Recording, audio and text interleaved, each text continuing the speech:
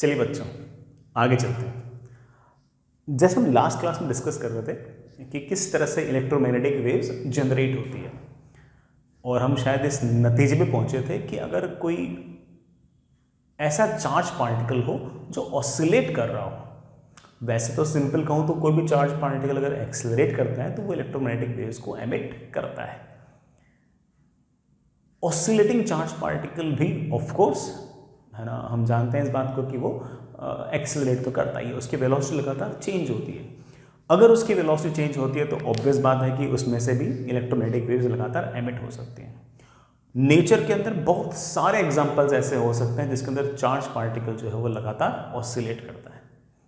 But एक छोटा सा एक्सपेरिमेंट डिजाइन किया गया हर्ट्ज के द्वारा, जिसमें एलसी ऑसिलेशन के थ्रू हमने इलेक्ट्रोमैग्नेटिक वेव्स क्रिएट की। याद कीजिए एलसी ऑसिलेशन के अंदर हम लोगों ने देखा था कि कैपेसिटर की दोनों प्लेट्स को हमने किसी इंडक्टर के थ्रू शॉर्ट किया था, और कैपेसिटर पर लगातार चार्ज जो था वो चेंज होता था, और वो भी चार्ज किस तरह से चेंज होता था, लगातार साइनसोइडली वेरी करता था।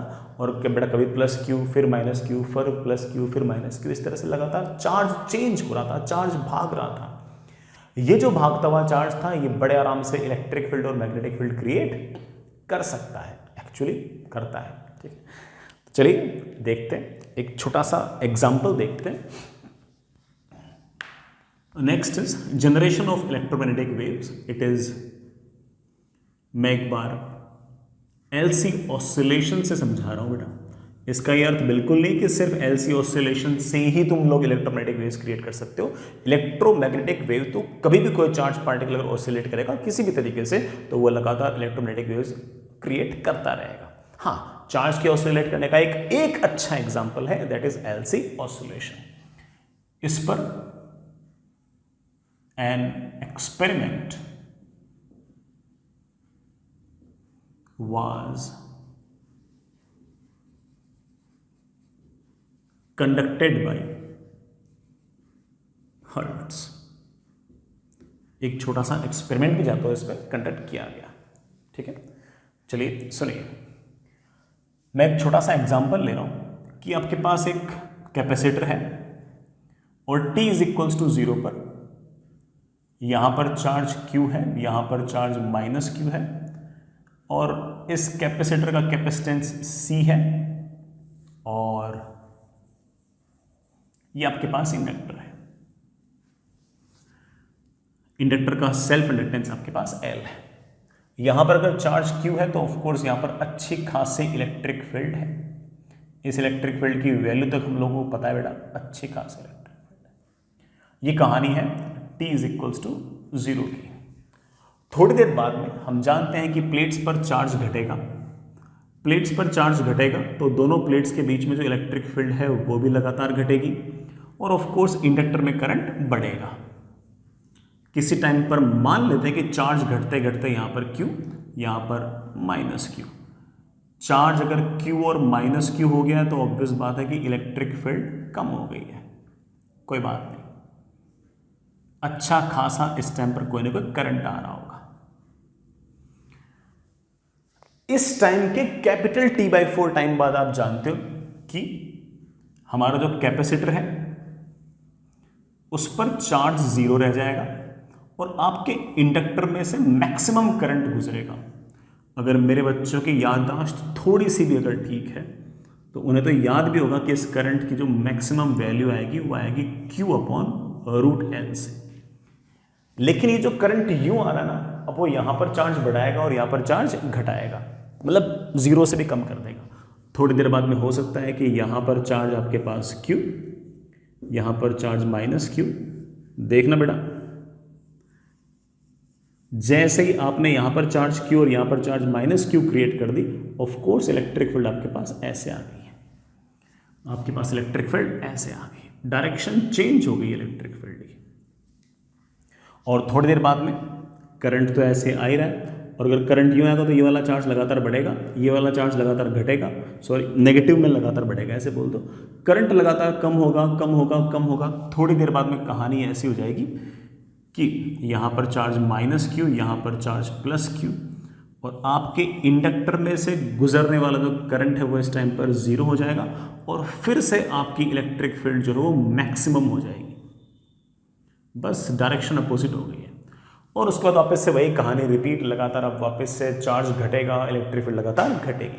तो इलेक्ट्रिक फील्ड आप देख रहे हो पहले इस तरफ थी, फिर इस तरफ कम हुई, फिर 0 हुई, फिर अपोजिट डायरेक्शन में आई, फिर अपोजिट डायरेक्शन में लगातार बढ़ी, अब लगातार घटेगी, फिर वापस से 0 होगी, फिर वापस से अगेन इस डायरेक्शन में लगातार इलेक्ट्रिक फील्ड घटेगी, लगातार से चलता रहेगा। तो इलेक्ट्रिक फील्ड बार बार अपने डायरेक्शन को चेंज कर रही है। मैं इस बात को हल्का फुल्का मैथमेटिकली भी समझा सकता हूं। किसी भी टाइम t पर कैपेसिटर पर जो चार्ज होगा वो मैं आपको सिखा चुका हूं, उसकी वैल्यू आएगी Q is equals to capital Q cos omega T. हमें तो ओमेगा की वैल्यू तक पता है, ओमेगा की वैल्यू तक पता है।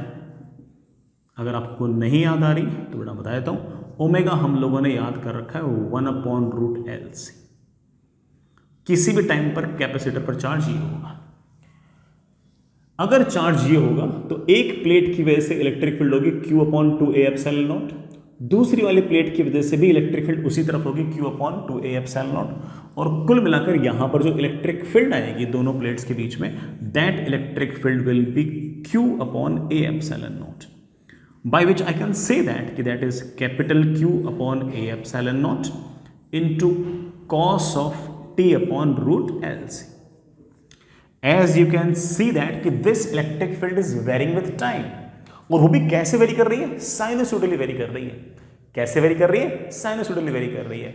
तो इन दोनों प्लेट्स के बीच में जो रीजन है उसके अंदर इलेक्ट्रिक फील्ड इस तरह से है, और ये इलेक्ट्रिक फील्ड लगातार अपने आप को वेरी किए जा रही है। ये आपके एक तरह से इलेक्ट्रिक फील्ड की मैक्सिमम वैल्यू है। सर कॉस की वैल्यू तो -1 से लेकर 1 तक वेरी कर सकती है। तो सर इलेक्ट्रिक फील्ड जो होगी, अगर मैं इसको E0 लिख दूं तो that is E0 cos T/√LC।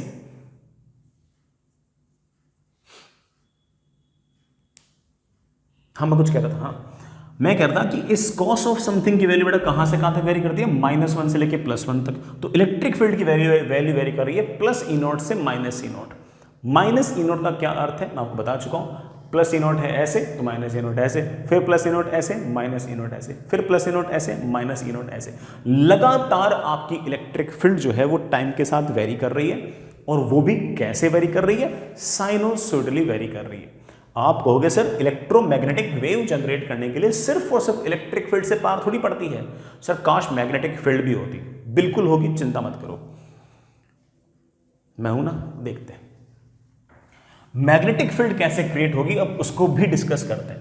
Electric field हम लोगों ने डिस्कस कर ली, आखिर मैग्नेटिक फील्ड कैसे आएगी इस बात को भी हम हल्का फुल्का डिस्कस करते हैं। हम जानते हैं कि ये प्लेट, ये आपके पास रीजन ऐसा, इस रीजन के अंदर इलेक्ट्रिक फील्ड ऐसे है, और ये इलेक्ट्रिक फील्ड टाइम वेरिंग है। ये इलेक्ट्रिक फील्ड टाइम वेरिंग है। और कोई मुझसे ये पूछ ले कि सर यहां से r डिस्टेंस दूर, यहां से r डिस्टेंस दूर मैग्नेटिक फील्ड कितनी होगी?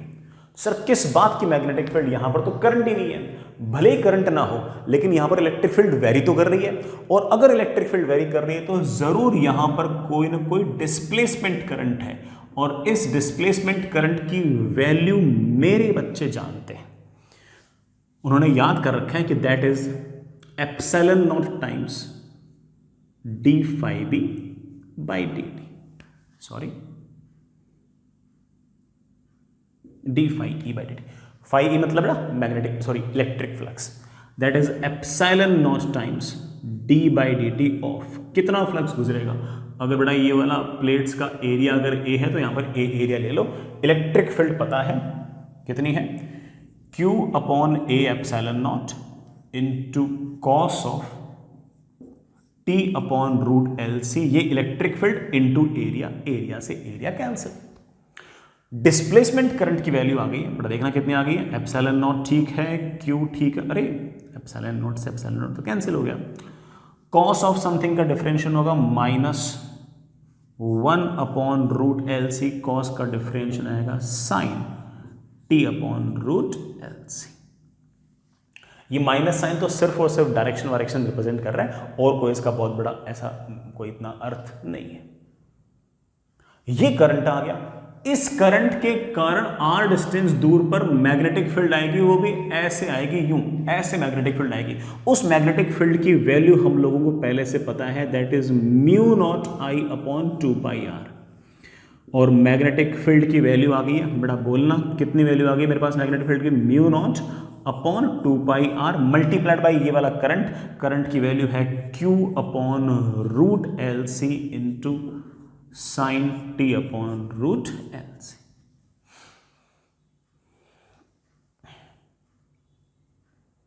ये हमारे पास आ गई मैग्नेटिक फील्ड। सबसे इंपॉर्टेंट चीज ये है कि आपकी जो इलेक्ट्रिक फील्ड जनरेट हुई है और जो मैग्नेटिक फील्ड जनरेट हुई है उसको ढंग से देखो। इलेक्ट्रिक फील्ड जनरेट हुई है ऐसे, और ऑफ कोर्स यहां से r डिस्टेंस दूर मैग्नेटिक फील्ड जनरेट हुई है ऐसे। इलेक्ट्रिक फील्ड यू जनरेट हो रही है और मैग्नेटिक फील्ड ऑफ कोर्स उसके परपेंडिकुलर है। ये टाइम वेरिंग इलेक्ट्रिक फील्ड जो थी इसने जनरेट की ये आपकी मैग्नेटिक फील्ड। मैं आगे इस बात को भी प्रूव कर सकता हूं कि ये time varying magnetic field create कर सकती है इलेक्ट्रिक फील्ड, लेकिन कहीं ना कहीं तो रुकूंगा, वरना तो यही चलता रहेगा। इलेक्ट्रिक फील्ड ने मैग्नेटिक फील्ड क्रिएट की, मैग्नेटिक फील्ड ने इलेक्ट्रिक फील्ड क्रिएट की, फिर उस इलेक्ट्रिक फील्ड ने मैग्नेटिक फील्ड क्रिएट की, ये लगातार चलता ही रहेगा। मैंने एक बार आपको दिखा दिया कि देखो कैसे टाइम वेरिंग इलेक्ट्रिक फील्ड जो है वो आपकी मैग्नेटिक फील्ड क्रिएट कर रही है। अब बच्चे ये कहेंगे कि सर मैग्नेटिक फील्ड भी टाइम के साथ वेरी कर रही है, और आपने सिखा रखा है कि बाय फैराडेज लॉ ये time varying magnetic field electric field create कर सकती है। फिर इलेक्ट्रिक फील्ड मैग्नेटिक फील्ड को, मैग्नेटिक फील्ड इलेक्ट्रिक फील्ड को, इलेक्ट्रिक फील्ड मैग्नेटिक फील्ड को लगातार क्रिएट करते जाएंगे, और यही हमारी इलेक्ट्रोमैग्नेटिक वेव है। आई होप आप लोग समझ गए होंगे। सबसे इंपॉर्टेंट चीज जो मुझे यहां पर बात लगी है वो ये है कि बेटा आप इस बात को समझो कि कैसे कैसे इलेक्ट्रिक फील्ड और मैग्नेटिक फील्ड आपस में इस तरह से एक दूसरे से रिलेट हो सकते हैं। फिर ना ये हर्ट्ज का जो एक्सपेरिमेंट था इससे इलेक्ट्रिक फील्ड और मैग्नेटिक फील्ड को इस तरह से रिलेट किया गया, और बहुत ज्यादा टफ काम नहीं था, ठीक है बेटा, आसान सा ही काम था। आगे चलते हैं बच्चों।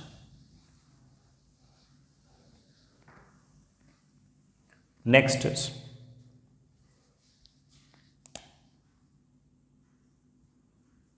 Equation of electromagnetic wave. जैसा कि मैं आपको बता चुका हूं कि इलेक्ट्रोमैग्नेटिक वेव अपने आप में एक नॉन मैकेनिकल ट्रांसवर्स वेव है। कैसे इक्वेशंस लिखते हैं देखते हैं। सुनिए बच्चों, मान लीजिए ये y एक्सिस, ये x एक्सिस, वेव जो है वो x एक्सिस के अलोंग जा रही है, और वैक्यूम है तो हम जानते हैं कि इसकी स्पीड को हम बेटा c लिख सकते हैं, ठीक है। इलेक्ट्रिक फील्ड और मैग्नेटिक फील्ड जो होंगी वो जिस तरफ आपकी इलेक्ट्रोमैग्नेटिक वेव जा रही है उसके परपेंडिकुलर प्लेन में ऑसिलेट करेंगे। मतलब कौन से वाले प्लेन में ऑसिलेट करेंगे? YZ प्लेन में ऑसिलेट करेंगे। बेटा किस में करेंगे? YZ प्लेन के अंदर लगातार आपके ऑसिलेट करेंगे, ठीक है बच्चों। किसी टाइम पर y एक्सिस के अलोंग अगर इलेक्ट्रिक फील्ड होगी तो z एक्सिस के अलोंग आपकी मैग्नेटिक फील्ड होगी, और वेलोसिटी ऑफ लाइट ऐसे, वेलोसिटी ऑफ लाइट या इलेक्ट्रोमैग्नेटिक वेव ऐसे x एक्सिस के अलोंग होगी। मैं यहां पर दो चार तुम्हें छोटी छोटी बातें बता रहा हूं। पहली बात कि जब भी आप E क्रॉस B करोगे it will provide direction of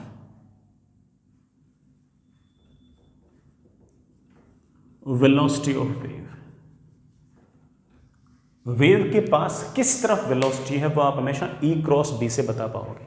जैसे इस केस में इलेक्ट्रिक फील्ड y एक्सिस के अलोंग है, मैग्नेटिक फील्ड z एक्सिस के अलोंग है, तो E क्रॉस B करो, राइट हैंड लीजिए, E की तरफ हाथ ले जाइए, B की तरफ उंगलियां कर्ल कीजिए, अंगूठा आ गया है सामने की तरफ, तो E क्रॉस B आ गया है सामने की तरफ। E क्रॉस B सामने की तरफ है, इसका मतलब वेव की वेलोसिटी एक्स एक्सिस के अलॉन्ग इस तरफ है। तो आप कह सकते हो कि E क्रॉस B जो होगा it will be always parallel to C vector. तीनों वेक्टर एक दूसरे के परपेंडिकुलर होंगे, लेकिन E cross B will provide as the direction of the velocity of wave. Electric field perpendicular to magnetic field perpendicular to velocity of electromagnetic wave. ठीक है, जैसे अगर मैं इलेक्ट्रिक फील्ड अगर लिखता हूं, बड़ा मान लीजिए इलेक्ट्रिक फील्ड वाई एक्सिस के अलॉन्ग है, that can be written as E naught. बड़ा किसी भी ट्रांसवर्स वेव की इक्वेशन कैसे लिखते हैं आप देखना चाहो तो एक बार बड़ा मैंने तुम्हें वेव ऑन स्ट्रिंग वगैरह में सिखा रखा है, बाकी लिखते हैं ऐसे E Y is equals to E naught sine omega बाहर निकाल लो T minus X upon C, T minus X upon C. This E naught is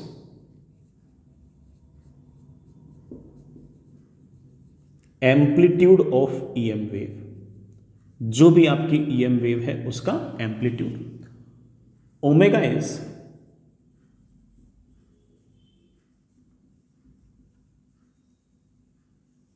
angular frequency of wave. Omega को आप बेटा 2 पाई एफ या 2 पाई बाई कैपिटल टी भी लिख सकते हो। एफ है फ्रीक्वेंसी, टी है टाइम पीरियड। याद रखना ओमेगा फ्रीक्वेंसी नहीं है, ओमेगा एंगुलर फ्रीक्वेंसी है। C is of course speed of EM wave,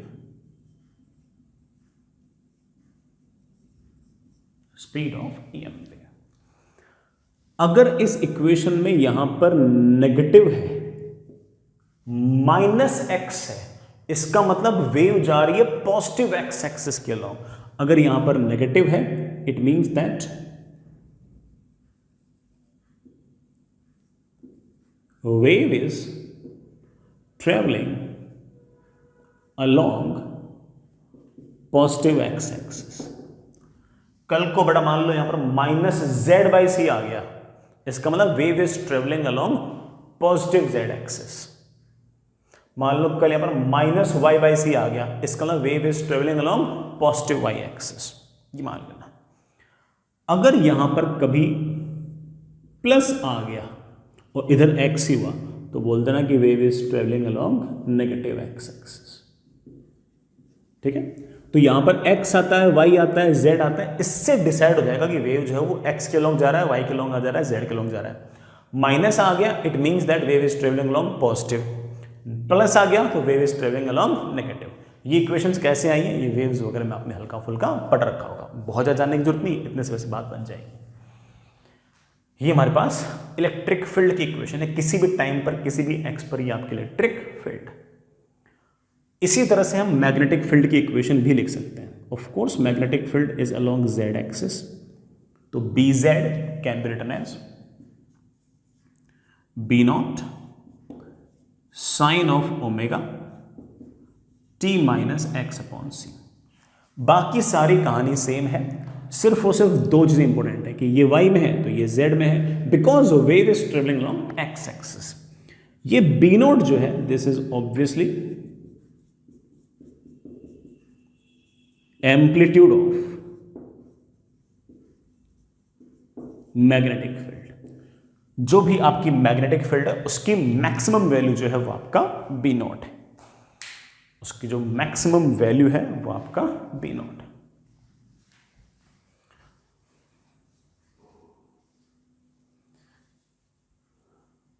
ठीक है बच्चा, इंपॉर्टेंट चीज आपकी जो इलेक्ट्रिक वेव है उसका फेज और जो आपकी मैग्नेटिक फील्ड है उसका फेज, चाहे आप ऐसे लिखो चाहे ऐसे लिखो, सेम फेज होगा। सर सेम फेज होगा, इस बात का अर्थ क्या है? सेम फेज होगा इस बात का यह अर्थ है कि किसी टाइम t पर किसी x पर अगर इलेक्ट्रिक फील्ड मैक्सिमम होगी तो उस पॉइंट पर मैग्नेटिक फील्ड भी मैक्सिमम होगी। किसी टाइम t पर किसी x पर अगर आपकी इलेक्ट्रिक फील्ड जीरो हुई तो मैग्नेटिक फील्ड भी जीरो होगी। समझ गए इस बात को? तो आप ऐसा कह सकते हो कि electric field and magnetic field will be in the same phase, it obviously means that कि दोनों के दोनों जो है वो एक साथ वेरी करेंगी, एक साथ मैक्सिमम होंगी, एक साथ जीरो होंगी, एक साथ मैक्सिमम का हाफ होंगी, एक साथ मैक्सिमम का 1/4 होगी and something like that. So आप कह सकते हो कि electric field and magnetic field are in same phase. When I say same phase, I mean that E naught and B naught will occur simultaneously. इसका मतलब E की value 0 और B की value 0 again will happen simultaneously.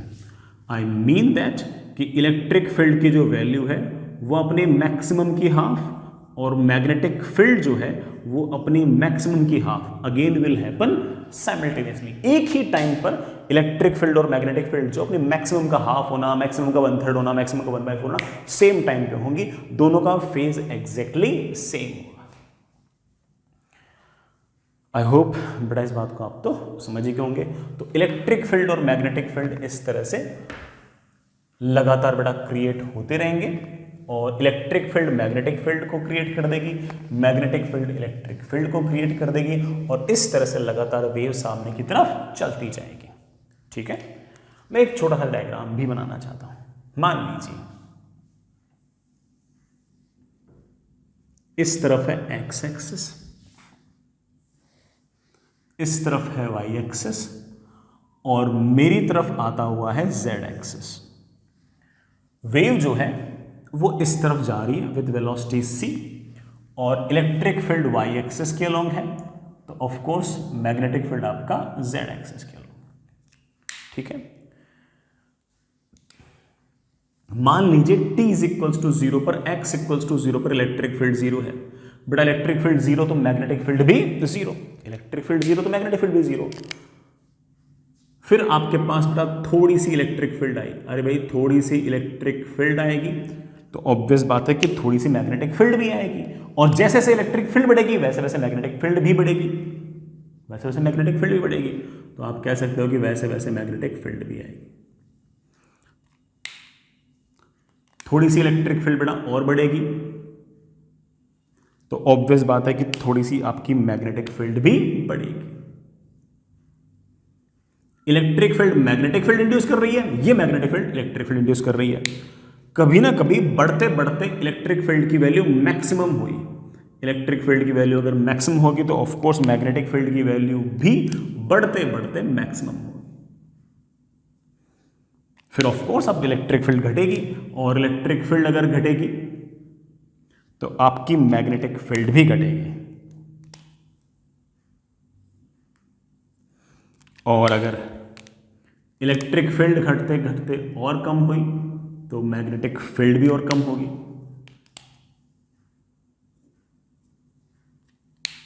और अगर electric field घटते घटते घटते घटते जीरो हुई तो मैग्नेटिक फील्ड भी बेटा आपकी घटते घटते घटते जीरो। तो इस तरह से आपकी इलेक्ट्रिक फील्ड और मैग्नेटिक फील्ड लगातार इंड्यूस होती जाएंगी। इलेक्ट्रिक फील्ड मैग्नेटिक फील्ड को इंड्यूस करेंगी और ये टाइम वेरिंग मैग्नेटिक फील्ड जो है ये इलेक्ट्रिक फील्ड को इंड्यूस करेंगी। ऐसे लगातार चलता जाएगा। और ध्यान रखना कि इलेक्ट्रिक फील्ड अगर यूं ऑसिलेट, इलेक्ट्रिक फील्ड अगर ऐसे ऐसे ऑसिलेट करेगी तो किसी भी इंस्टेंट पर आपकी मैग्नेटिक फील्ड ऐसे ऐसे लगातार ऑसिलेट करती जाएगी। तो ठीक है बेटा, इस बात को आप इस तरह से इमेजिन कर सकते हैं। इलेक्ट्रिक फील्ड और मैग्नेटिक फील्ड की डायरेक्शंस के बारे में एक छोटी सी बात और देखिए। मान लीजिए कि वाई एक्सिस के अलोंग इलेक्ट्रिक फील्ड ऑसिलेट कर रही है, एक्स एक्सिस के अलोंग वेव जा रही है और जेड एक्सिस के अलोंग मतलब आपकी तरफ आते हुए मैग्नेटिक फील्ड ऑसिलेट कर रही है। इधर की तरफ वेव जा रही है, इलेक्ट्रिक फील्ड यूं ऑसिलेट कर रही है और मैग्नेटिक फील्ड ऐसे ऐसे ऑसिलेट कर रही है। ठीक है, t इज इक्वल्स टू 0 पर हम मान लेते हैं कि इलेक्ट्रिक फील्ड 0 है। इलेक्ट्रिक फील्ड बेटा थोड़ी सी बढ़ती है, इलेक्ट्रिक फील्ड थोड़ी सी बढ़ती है, तो 1 minute, T is equals to 0 पर इलेक्ट्रिक फील्ड 0 है। इलेक्ट्रिक फील्ड 0 है तो ऑफकोर्स मैग्नेटिक फील्ड भी 0 है। फिर मान लीजिए कि बेटा इलेक्ट्रिक फील्ड हल्की सी बढ़ती है। इलेक्ट्रिक फील्ड अगर हल्की सी बढ़ेगी तो हम जानते हैं कि मैग्नेटिक फील्ड भी हल्की सी बढ़ेगी, क्योंकि इलेक्ट्रिक फील्ड और मैग्नेटिक फील्ड दोनों सेम फेज में है। बस इतना सा अंतर है कि इलेक्ट्रिक फील्ड ऐसे बढ़ेगी तो मैग्नेटिक फील्ड आपकी तरफ आती हुई बढ़ेगी। फिर थोड़ी देर बाद में इलेक्ट्रिक फील्ड थोड़ी सी और बढ़ती है। इलेक्ट्रिक फील्ड थोड़ी सी और बढ़ेगी तो ऑफकोर्स मैग्नेटिक फील्ड भी थोड़ी सी और बढ़ेगी, बाहर की तरफ आपकी तरफ आती हुई। लेट्स से मैग्नेटिक फील्ड और बढ़ गई। फिर इलेक्ट्रिक फील्ड बढ़ते बढ़ते बढ़ते मैक्सिमम हो गई। इलेक्ट्रिक फील्ड बढ़ते बढ़ते मैक्सिमम हो गई तो ऑफकोर्स हमारी मैग्नेटिक फील्ड भी बढ़ते बढ़ते मैक्सिमम हो जाएगी। इलेक्ट्रिक फील्ड मैग्नेटिक फील्ड को इंड्यूस कर रही है, मैग्नेटिक फील्ड इलेक्ट्रिक फील्ड को इंड्यूस कर रही है, और इस टाइम पर आपकी मैग्नेटिक फील्ड सबसे ज्यादा है। अब आपकी इलेक्ट्रिक फील्ड घट रही है। इलेक्ट्रिक फील्ड अगर घटेगी तो ऑब्वियस बात है कि मैग्नेटिक फील्ड भी घटेगी।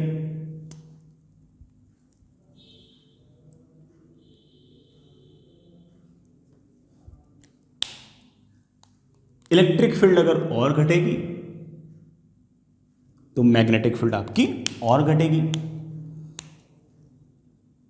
क्योंकि इलेक्ट्रिक फील्ड और मैग्नेटिक फील्ड तो सेम फेज में है। और अगर इलेक्ट्रिक फील्ड घटते घटते घटते घटते 0 हो गई तो मैग्नेटिक फील्ड भी घटते घटते घटते 0 हो गई। सो graph will be something like this. Electric field इस तरह से आपका साइनोसॉइडली वेरी कर रहा है, तो मैग्नेटिक फील्ड भी आपका साइनोसॉइडली वेरी कर रहा है।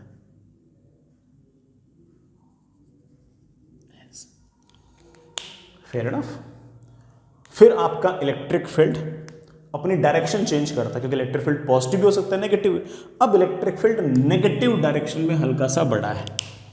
जैसे ही आपका इलेक्ट्रिक फील्ड नेगेटिव डायरेक्शन में हल्का सा बढ़ा है, मतलब नेगेटिव वाई एक्सिस के अलोंग हल्का सा बढ़ा है, तो मैग्नेटिक फील्ड अब अंदर की तरफ नेगेटिव जेड एक्सिस की तरफ हल्की सी बढ़ेगी। फिर आपका इलेक्ट्रिक फील्ड और बढ़ता है। इलेक्ट्रिक फील्ड नेगेटिव आई एक्सिस के अलोंग बढ़ेगा तो ऑफ कोर्स आपकी मैग्नेटिक फील्ड भी नेगेटिव जेड एक्सिस के अलोंग बढ़ेगी अंदर की तरफ। अगर आपकी इलेक्ट्रिक फील्ड बढ़ते बढ़ते बढ़ते अगर मैक्सिमम हो गई नेगेटिव वाई एक्सिस के अलोंग, तो ऑब्वियस बात है कि आपका मैग्नेटिक फील्ड भी तो मैक्सिमम हो जाएगा। फिर अगर आपकी इलेक्ट्रिक फील्ड घटती है नेगेटिव के अलोंग, तो आपका मैग्नेटिक फील्ड भी घटेगा नेगेटिव जेड के अलोंग। फिर अगर आपकी इलेक्ट्रिक फील्ड अगर और घटती है तो मैग्नेटिक फील्ड भी आपकी थोड़ी सी और घटेगी। और अगर मैग्नेटिक फील्ड घटते घटते घटते घटते 0 हुई, इलेक्ट्रिक फील्ड भी घटते घटते घटते 0 हुई, तो आप कह सकते हो कि ये हमारा साइनोसॉइडल फंक्शन तब भी है जब नेगेटिव एक्सिस के अलोंग हो, तब बेटा आपकी मैग्नेटिक फील्ड ऐसे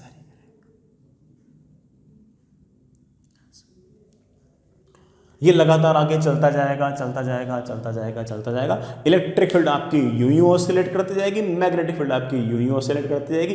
इंपॉर्टेंट चीज ये है कि इलेक्ट्रिक फील्ड मैक्सिमम तो मैग्नेटिक फील्ड भी मैक्सिमम, इलेक्ट्रिक फील्ड कम तो मैग्नेटिक फील्ड भी कम, इलेक्ट्रिक फील्ड 0 तो मैग्नेटिक फील्ड भी 0।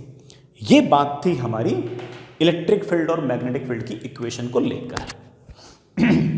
ये जो हमने इलेक्ट्रिक फील्ड और मैग्नेटिक फील्ड की इक्वेशन लिखी, इनके लिखने की स्टाइल और भी डिफरेंट हो सकती है। E is equals to E naught sin omega T minus X upon C या T plus X upon C हम लिख सकते हैं, डिपेंडिंग ऑन कि wave is travelling along positive x axis या नेगेटिव एक्स एक्सिस। इसको हम ऐसे भी लिख सकते हैं E naught sin omega T minus omega by C into X. अगर कोई और मीडियम हुआ तो c की बजाय हम v लिख देंगे। v मतलब velocity of electromagnetic wave in that medium. इसे हम ऐसे भी लिख सकते हैं, that is E not sine omega T minus के एक्स। के किसकी जगह लिख दिया, ओमेगा बाई सी की जगह लिख दिया। आप इसको ऐसे भी लिख सकते हो, that is E naught sine, मैं सिखा चुका हूं, omega can be written as 2 pi by capital T, capital T is time period, and K can be written as 2 pi by lambda, where lambda is the wavelength. Wavelength is basically separation between this point and this point. ये जो separation है ये हमारा lambda है, क्योंकि इसके बाद आपकी बेटा वेव अपने आपको रिपीट करेगी, इतनी डिस्टेंस के बाद रिपीट करेगी, 2 pi by lambda into x. Fair enough, बेटा ये बात तो समझ में आई गई होगी, बहुत टफ बात तो ये नहीं थी, आसान सी बात थी। चलिए बच्चों आगे चलते हैं। तो यहां से बेटा हमने इक्वेशन को इन जनरल कैसे लिखते हैं इस बात को देखा, एंड जैसा आपको आइडिया लग भी गया होगा, कोई बहुत ऐसे भारी बात नहीं है। हेडिंग लिखिए बेटा, नेक्स्ट इज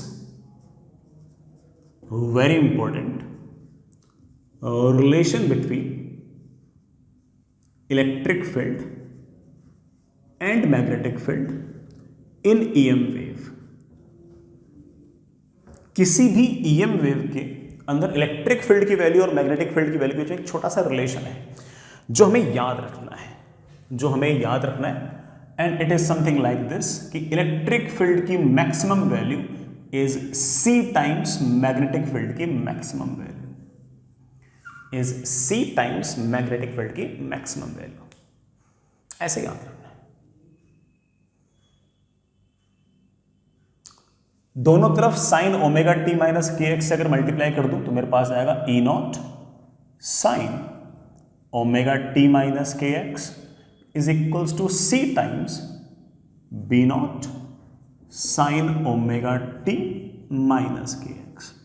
ये जो E naught sine omega T minus के एक्स है, ये किसी भी टाइम टी पर किसी भी एक्स पर कितनी इलेक्ट्रिक फील्ड है वो है, and that is equals to C times B naught sine omega T minus के एक्स जो है वो किसी भी टाइम पर किसी भी एक्स पर जो मैग्नेटिक फील्ड है वो है।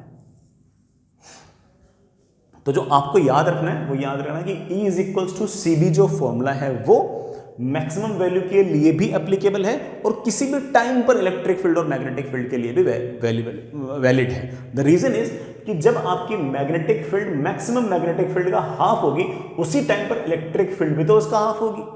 जिस टाइम पर आपकी मैग्नेटिक फील्ड मैक्सिमम वैल्यू का 1/3 होगा उस टाइम पर ही तो इलेक्ट्रिक फील्ड भी तो अपनी मैक्सिमम वैल्यू का 1/3 होगा।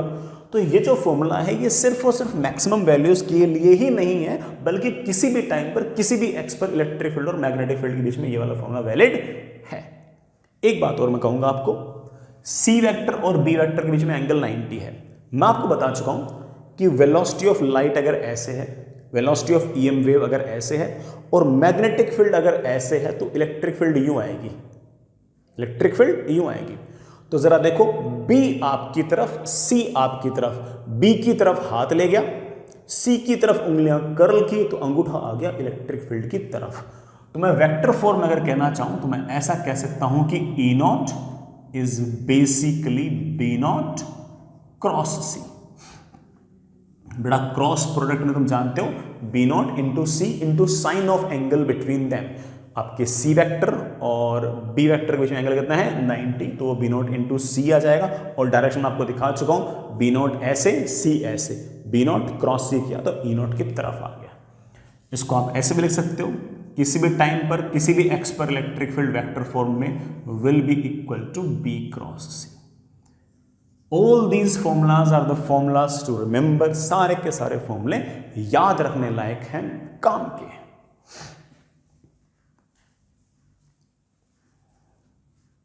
हमारे बहुत सारे सवाल इन फॉर्मूला पर बेस्ड भी होंगे। ठीक है, आगे चलते हैं। मैं इस रिलेशन की एक छोटी सी डेरिवेशन कर रहा हूं, छोटी सी तो नहीं है लेकिन एक डेरिवेशन है। हालांकि मैं पहले बोल दूं कि डेरिवेशन कोई वैसे काम नहीं आएगी, काम तो सिर्फ और सिर्फ फॉर्मूला आएगा, फॉर्मूले से हमारे सारे सवाल बन जाएंगे। लेकिन डेरिवेशन जो है वो मोर और लेस जिन बातों पर बेस्ड है वो सारी की सारी बातें हमारे कोर्स में है। तो हो सकता है कि डेरिवेशन के अंदर हम कोई ऐसी बात सीखें जो IIT एडवांस के किसी सवाल में काम आ जाए। समझ रहे इस बात को? डेरिवेशन की जरूरत किसी भी जेई मेन एग्जाम देने वाले बच्चे के लिए बिल्कुल नहीं है, सिर्फ और सिर्फ आईआईटी जेई का और फिजिक्स ओलंपियाड देने वाले बच्चों के लिए ही डेरिवेशन काम की है। मैं E naught is equals to B naught into C को प्रूव कर रहा हूँ। जिन बच्चों को जेई मेन से मतलब वो बिल्कुल इस डेरिवेशन को छोड़ दें, आगे बढ़ें, जब सवाल कराएं तो उन पर ध्यान दें। लेकिन जिन बच्चों को ऑफकोर्स बातें बेटर तरीके से समझनी है, देखनी है, वो तो कम से कम देखें। इसकी derivation is by Faraday's law and we know that कि फैराडेज लॉ इज बेसिकली बड़ा क्या था, integration of E dot D L is minus D by D T of magnetic flux. Fair enough. ये आपके पास इलेक्ट्रिक बेटा Y axis, ये आपके पास एक्स एक्सिस, ठीक है। ये वाई एक्सिस की तरफ इलेक्ट्रिक फील्ड ऑसिलेट कर रही है, एक्स एक्सिस की तरफ वेव जा रही है, जेड एक्सिस की तरफ आपकी मैग्नेटिक फील्ड है। जेड एक्सिस मतलब बेटा ये आपकी तरफ आती हुई एक्सिस।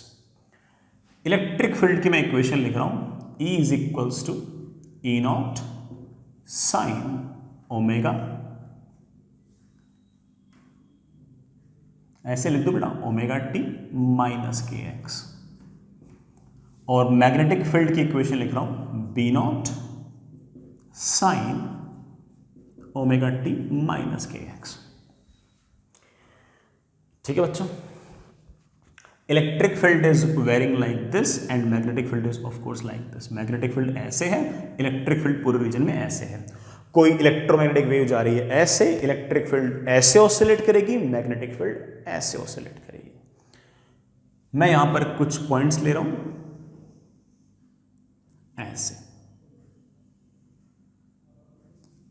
सुनिएगा, आराम आराम से बात सुनिएगा बेटा।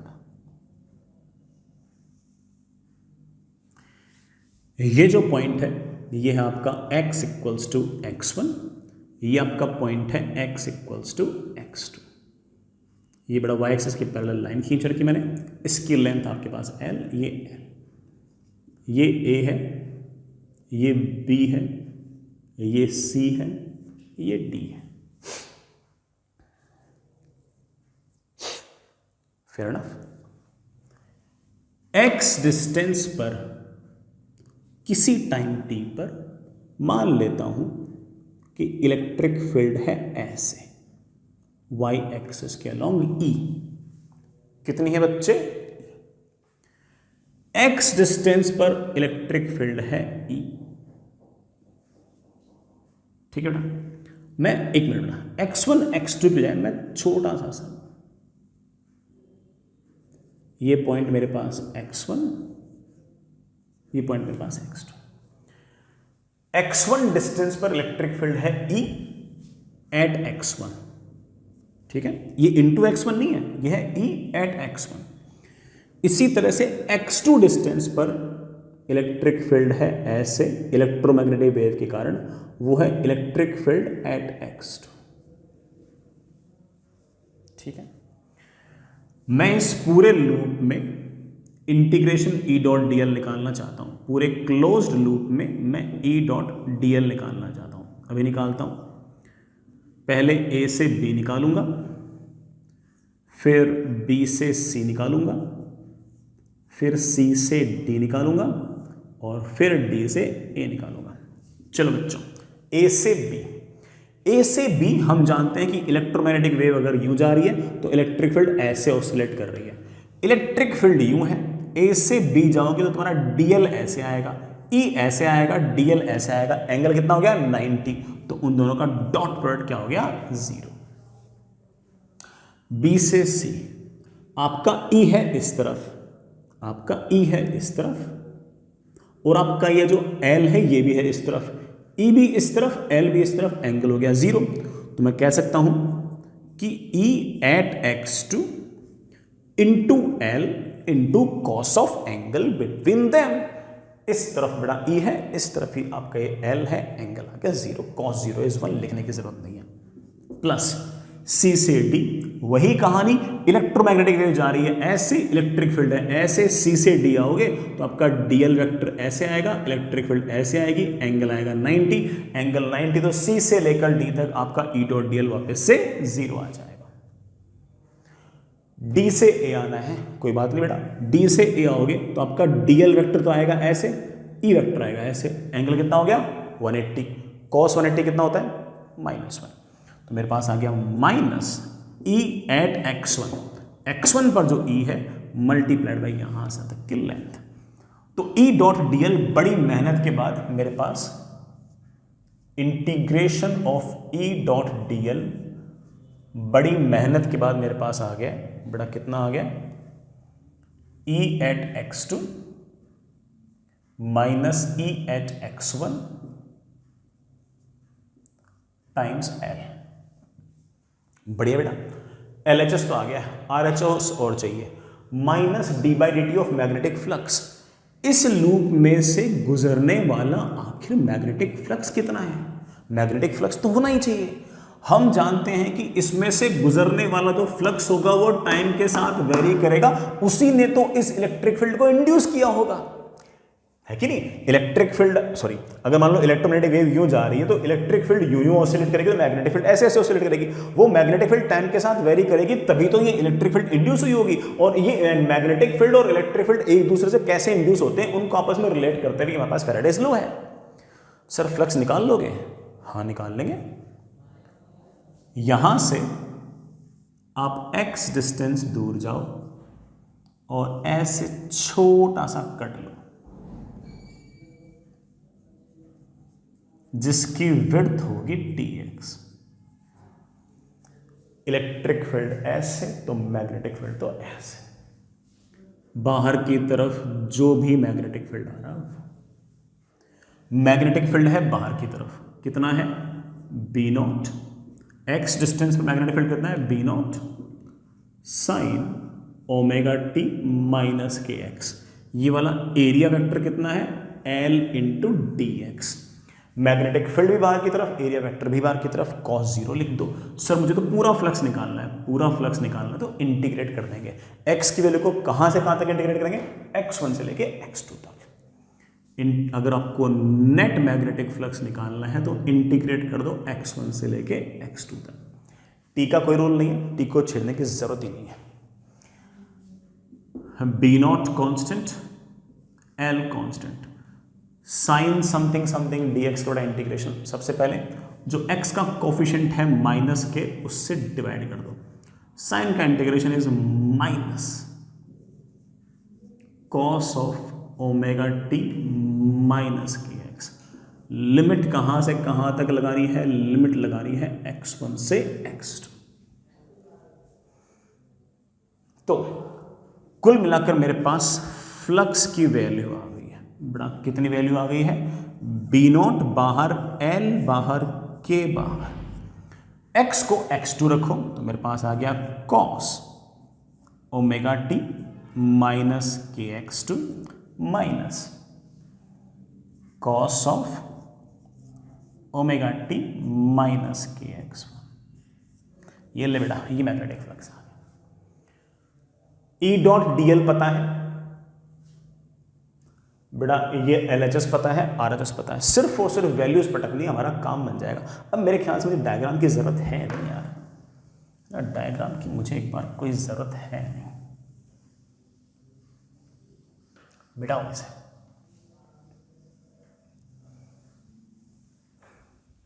LHS में देखो क्या आ गया, ये E at x2 minus E at x1, देखना पड़ा E at x2 E0 sine omega T minus at x2 में x की जगह x2 लिख दो,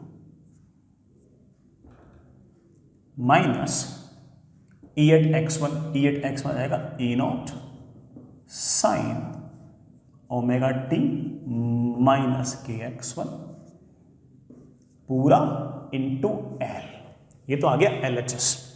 this LHS should be equal to, this LHS should be equal to minus of इसका differentiation with respect to time. इसका differentiation कर देंगे, differentiation करना, माइनस बी नॉट ठीक है, एल ठीक है, के ठीक है, इस पूरे को डिफरेंशिएट करना टाइम के रेस्पेक्ट में, कर देंगे टाइम के रेस्पेक्ट में डिफरेंशिएट। टाइम के रेस्पेक्ट में अगर डिफरेंशिएट करोगे तो पहले तो ये ओमेगा बाहर आएगा, टी का कोफिशिएंट है तो ओमेगा बाहर आएगा। कॉस का डिफरेंशिएशन होता है माइनस साइन, माइनस माइनस क्या हो गया plus, sine of omega T minus के एक्स टू माइनस कॉस का डिफरेंशिएशन माइनस था, बेटा माइनस हम पहले बाहर से कैंसिल कर चुके हैं, sine of omega T minus के एक्स। हाँ बेटा,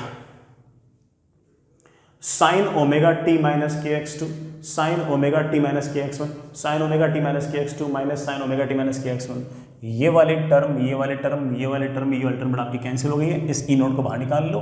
मेरे ख्याल से ये आपका एल से एल भी निपट चुका है और मेरे पास आ गया है E naught is equals to B naught omega by K, और हमारे पास फॉर्मूला आ गया है B E naught is equals to B naught omega K. बेटा हमने किसके जगह लिखा था, कि हमने लिखा था angular wave number that is omega by C, omega से ओमेगा कैंसिल और हमारे पास E naught is equals to B naught into C, ये आंसर आ गया।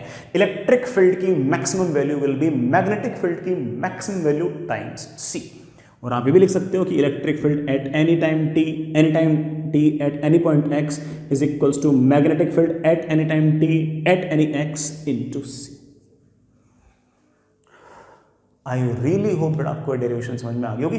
डेरिवेशन कराना एम नहीं था, एम ये था कि मैं फैराडेज लॉ से ये बताना चाह रहा था कि इस पूरे के पूरे हमारे इस लूप के अंदर जैसे जैसे मैग्नेटिक फील्ड वेरी की वैसे वैसे इलेक्ट्रिक फील्ड इंड्यूस हुई, और मैग्नेटिक फील्ड के वेरी करने से इलेक्ट्रिक फील्ड किस तरह से इंड्यूस होती है इस बात को हम डिस्कस भी कर लेंगे।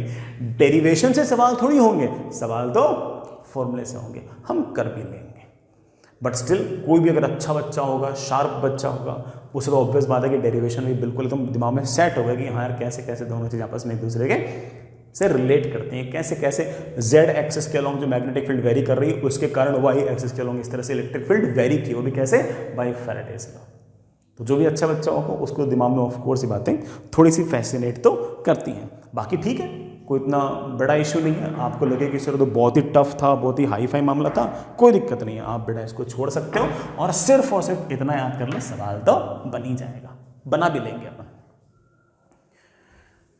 बट स्टिल मुझे ऐसा लगा कि मैं डेरिवेशन से इस पूरी की पूरी इलेक्ट्रोमैग्नेटिक वेव को बेटर तरीके से इमेजिन करा सकता हूं, तो बस उस इमेजिनेशन के चक्कर में ही मैंने आपको डेरिवेशन कराई है। आगे चलिए बच्चों,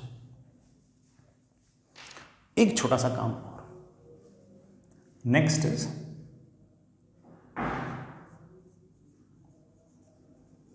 स्पीड ऑफ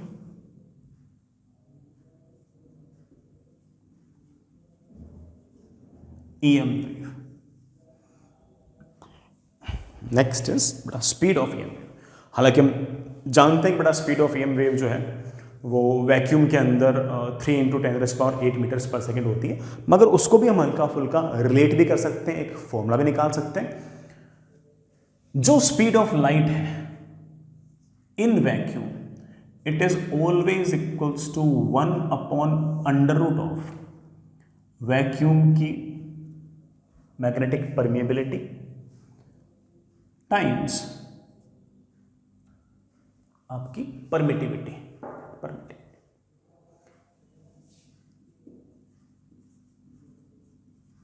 वैक्यूम या फ्री स्पेस में बेटा स्पीड ऑफ EM वेव जो होगी that is C is equals to 1/√μ0ε0।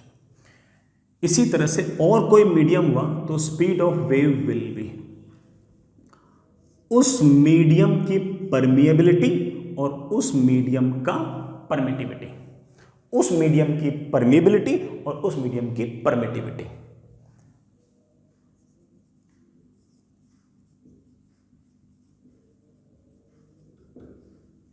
हमें ये परमिबिलिटी और परमिटिविटी जो है ये भी और बेटर तरीके से लिखने भी आते हैं. That is 1/√of mu can be written as mu naught into mu are. Epsilon can be written as epsilon naught into epsilon R. ये जो एप्सिलॉन आर है इसका बेटा मैं वो क्लास में बता चुका हूं, इसका नाम है रिलेटिव परमिटिविटी. इसकी जो वैल्यू है बेटा it is always greater than और इक्वल टू 1. और इसका एक नाम और था अगर आपको याद हो तो, दैट इज डाइलेक्ट्रिक कांस्टेंट. याद रहेगा बच्चों. इसी तरह से जो म्यू आर है, अगेन बेटा मैं बता चुका हूं आप लोगों को पहले वाले चैप्टर्स में, इट इज रिलेटिव परमिएबिलिटी. हमने बहुत डिटेल में इस बात को डिस्कस किया है कि म्यू आर की जो वैल्यू है बेटा वो 0 से बड़ी होगी. 0 से 1 तो बेटा हमने शायद निकाला था डायमैग्नेटिक सब्सटेंस, 1 से थोड़ा सा बड़ा तो पैरामैग्नेटिक सब्सटेंस, और 1 से बहुत बड़ा तो फेरोमैग्नेटिक सब्सटेंस. ठीक है ना. अगर कहीं पर ये लिखा हुआ है कि आपका जो मीडियम है वो नॉन मैग्नेटिक मीडियम है, तो उस केस में आप मान के चलें कि आपका जो म्यू आर है वो 1 के आसपास ही है, 1 के आसपास ही है. ठीक है बच्चों. ये जो C/V है, C/V करूं तो समझ में आए ऐसे कैंसिल, और हमारे पास आ जाएगा that is √of mu are epsilon r. बड़ा डिवाइड करना C को और V को. Speed of light in vacuum, speed of light in any medium, इन दोनों को मैंने डिवाइड किया. बड़ा म्यू नॉट से mu naught cancel, epsilon naught से एप्सिलॉन नॉट कैंसिल. ये जो रेशियो आएगा इसको हम n से रिप्रेजेंट करेंगे. ये एक और फॉर्मूला हमारे याद करने के लिए, and it is known as refractive index of medium. किसी भी मीडियम का रिफ्रैक्टिव इंडेक्स. ठीक है, बढ़िया. बड़ा समझ गए होंगे इस बात को. बहुत ऐसे कोई कमाल की बात मैंने कही भी नहीं है. इतने छोटे छोटे से फॉर्मूले ये याद रखने, ये फॉर्मूले अगर हमने याद रख लिए तो हमारा सारा का सारा काम बढ़िया से बन जाएगा. कोई दिक्कत ही नहीं आएगी अपन को. तो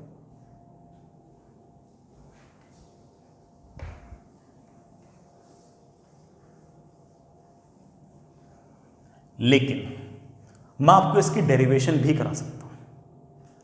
डेरिवेशन सिर्फ और सिर्फ आप लोगों को इलेक्ट्रोमैग्नेटिक वेव की फील कराने के लिए है कि कैसे, जैसे लास्ट डेरिवेशन में हमने इस बात को फील किया कि मैग्नेटिक फील्ड वेरी करने के कारण, ऐसे ऐसे मैग्नेटिक फील्ड वेरी करने के कारण ऐसे ऐसे इलेक्ट्रिक फील्ड इंड्यूस हुई है. अब मैं इस डेरिवेशन से आपको ये फील कराने की कोशिश करूंगा कि ऐसे ऐसे इलेक्ट्रिक फील्ड वेरी करने के कारण ऐसे ऐसे मैग्नेटिक फील्ड इंड्यूस होगी. क्योंकि हम शुरुआत से ही पढ़ते आए हैं और शुरुआत से हल्के फुल्के फैसिनेट भी होते आए हैं कि कैसे कैसे मैग्नेटिक फील्ड वेरी करने के कारण इलेक्ट्रिक फील्ड इंड्यूस होती है और कैसे इलेक्ट्रिक फील्ड वेरी करने के कारण मैग्नेटिक फील्ड इंड्यूस होती है. तो एक चीज़ को यूज करके हम लोगों ने E0 is equals to B0 times C derive किया, और दूसरी चीज़ को यूज़ करके हम बेटा स्पीड ऑफ लाइट को भी डिराइव कर सकते हैं. मैं फिर से इस बात को बोलूँगा कि ये सारे के सारे डेरिवेशन, सारी की सारी बातें सिर्फ और सिर्फ उन बच्चों के लिए हैं जिन बच्चों को इसमें इंटरेस्ट हो. अदरवाइज सवाल किससे होंगे? फॉर्मूले से होंगे. फॉर्मूला लिखा दिया है, सवाल थोड़ी देर में करा देंगे. लेकिन किसी बच्चे को डीप इंटरेस्ट हो कि सर कैसे आया, मैं देखना चाहता हूँ, समझना चाहता हूँ, सिर्फ उन लोगों के लिए ये हो सकता है कि आप कॉलेज में जाकर भी इन बातों को पढ़ें. तो मुझे ऐसा लगता है कि इस पर हो सकता है कि मतलब एटलीस्ट इन सब बातों को डिस्कस करने से दिमाग तो बढ़ता ही है. और अगर मान लो कि इस तरह का जो दिमाग है वो ऑफ कोर्स किसी भी एडवांस के टफ सवालों करने का काम तो आता ही है. तो मैं ऐसा मान के चल रहा हूँ कि हमारा टाइम वेस्ट नहीं होगा. ठीक, चलिए. हाँ बेटा,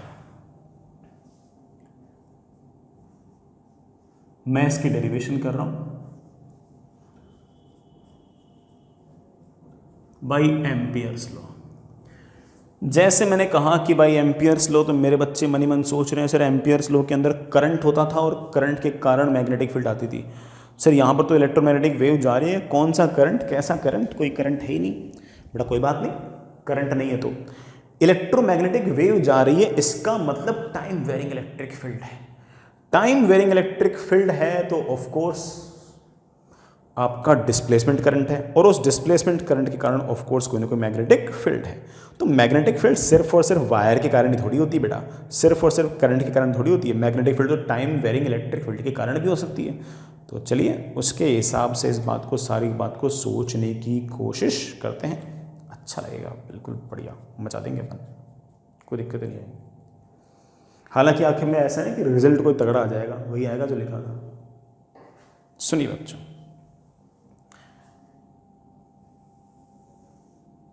ये वाई एक्सिस,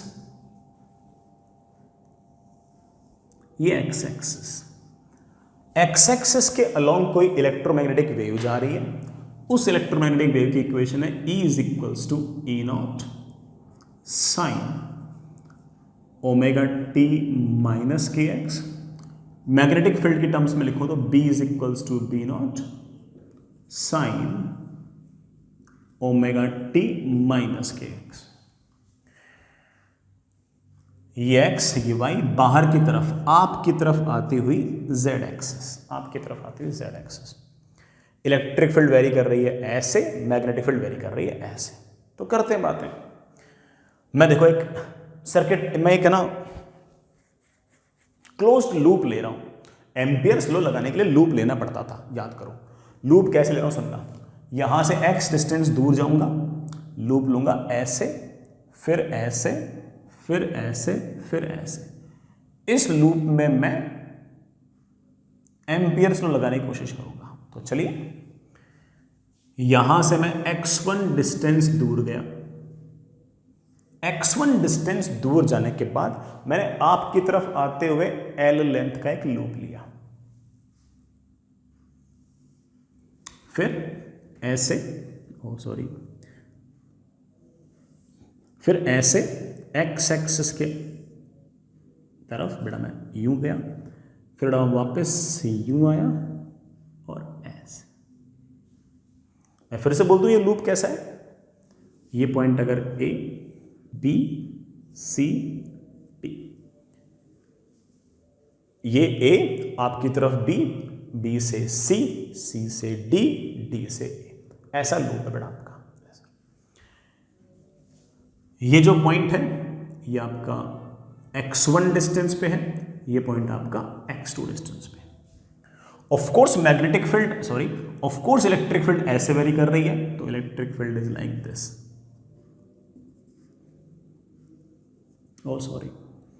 इलेक्ट्रिक फील्ड ऐसे वेरी कर रही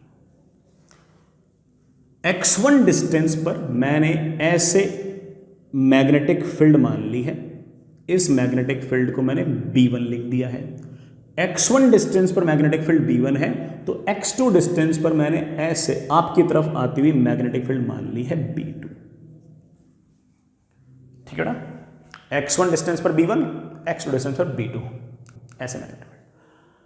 चलो बच्चों, डायग्राम तो बन गया बेटा मोर और लेस। अच्छा, यहां से तक की जो लेंथ है ये L मान लो, ये जो लेंथ है ये आप L मान लो, ये लेंथ आपके पास x2 माइनस x1, ये आपके पास L।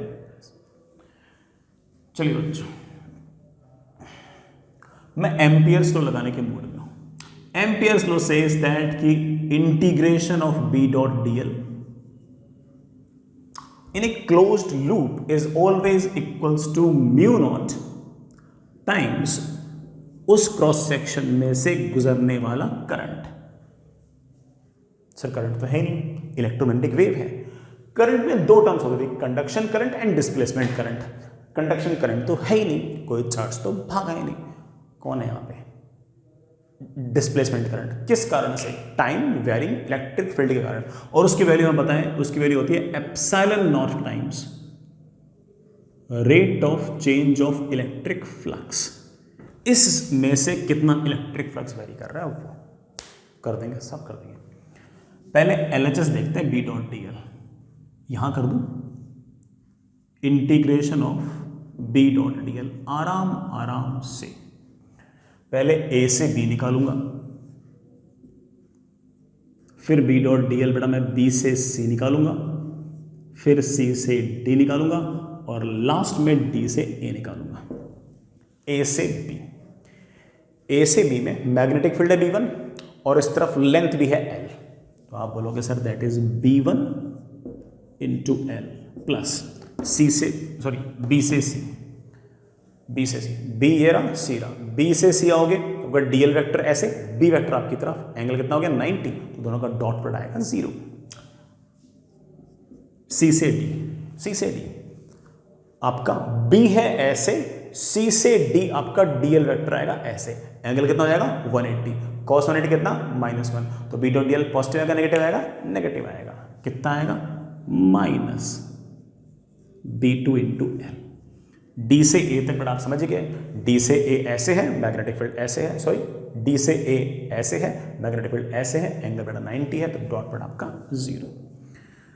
तो मेरे पास LHS तो आ गया, magnetic field eight point 1 minus magnetic field eight point 2 into L, that is mu naught times epsilon not times इस पूरे के पूरे लूप में से गुजरने वाला इलेक्ट्रिक फ्लक्स। इसमें से इलेक्ट्रिक फ्लक्स गुजर रहा है क्या? आप बोलोगे हाँ सर बिल्कुल गुजर रहा है इलेक्ट्रिक फ्लक्स। तो आपके पास जो शीट थी वो बेटा ऐसे शीट थी, आपके पास ये जो शीट है बेटा ऐसे आपके पास शीट है, और आपके पास जो इलेक्ट्रिक फील्ड है वो ऑफ कोर्स ऐसे वाई एक्सिस के अलॉन्ग है, तो इसमें से कुछ ना कुछ इलेक्ट्रिक फ्लक्स तो गुजर रहा है। निकाल लेंगे वो इलेक्ट्रिक फ्लक्स। इलेक्ट्रिक फ्लक्स निकालने के लिए आप यहां से x डिस्टेंस दूर जाइए, ऐसे एक छोटी सी स्ट्रिप लीजिए,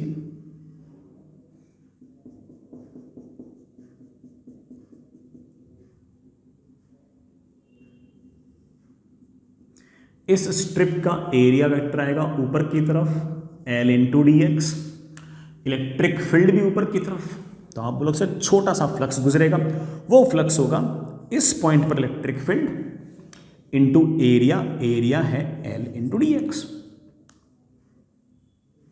इलेक्ट्रिक फील्ड कितनी है? आप बोलो सर इलेक्ट्रिक फील्ड किसी भी x पर इलेक्ट्रिक फील्ड की वैल्यू है E not sine omega T minus के एक्स।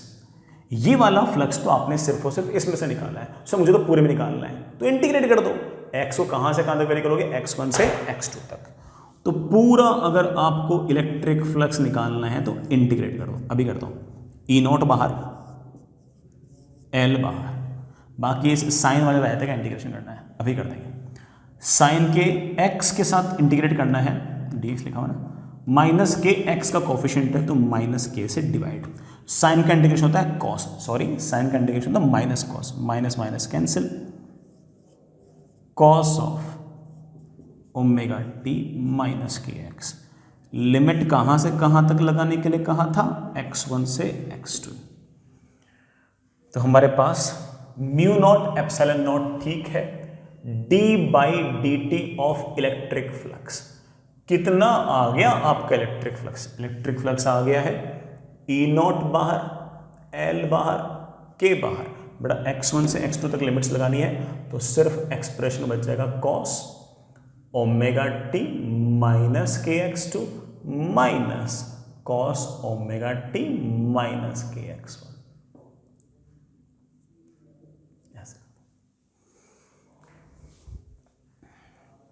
ये बड़ा L से तो L आपका गायब। अब लास्ट स्टेप बचा है डिफरेंशिएशन का, अभी करता हूं बेटा। लेफ्ट हैंड साइड देखो, B1 माइनस B2,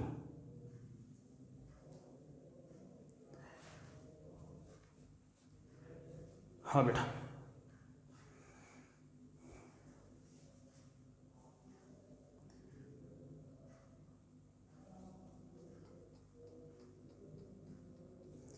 हाँ बेटा, इसका इंटीग्रेशन अपन ने किया बेटा, साइन का इंटीग्रेशन आएगा ऑफ कोर्स माइनस कॉस। चलिए बेटा करना differentiate, B1 minus B2। B1 है x की वैल्यू x1 जब होगी तब मैग्नेटिक फील्ड, तो x को x1 रख दो, तो मेरे पास आ गया B not sine omega T minus k x1। B2 कितना है? बी नॉट बेटा एक्स को x2 रख दो, b2 तब मैग्नेटिक फील्ड है जब x की वैल्यू x2 है, तो B naught sine omega T minus k x2 and that is equals to mu naught, ठीक, एप्सिलॉन नॉट, ठीक, ई नॉट कांस्टेंट है बाहर निकाल ले, के कांस्टेंट है बाहर निकाल ले। इस पूरे एक्सप्रेशन को डिफरेंशिएट करना है किसके रेस्पेक्ट में, टाइम के रेस्पेक्ट में। सबसे पहले ओमेगा आपका बेटा टी का कोफिशिएंट है बाहर निकाल लो, निकाल लिया, कॉस का डिफरेंशिएशन होगा माइनस साइन, तो माइनस लगाते ही minus sine omega T minus k x2 minus minus plus sine omega T minus के एक्स, बेटा बी नॉट तो कॉमन आ जाएगा, sine omega T minus k x1 minus sine omega T minus k x2, ये वाली term बेटा आपकी cancel हो गई है और मेरे पास इक्वेशन आ गई है B naught is equals to mu naught epsilon naught E naught omega upon k को याद करो बेटा हम क्या लिख सकते थे, के को हम लिख सकते थे ओमेगा बाई सी, ठीक है बेटा। ओ ये ई नॉट है, मेरे पास आ गया बी नॉट, अच्छा मेरे पास बेटा क्या आ गया 1 upon mu naught epsilon naught, इन दोनों को नीचे ले आओ, ओमेगा से ओमेगा कैंसिल, सी ठीक है, E naught upon B not, बेटा ये ई नॉट अपॉन बी नॉट हम पहले से जानते हैं, ये भी तो सी होता है, तो आप बोलोगे sir that comes out to be c का स्क्वायर, और जैसे ये सी का स्क्वायर आया हमारे पास सी की वैल्यू आ गई है 1 upon under root of mu naught epsilon.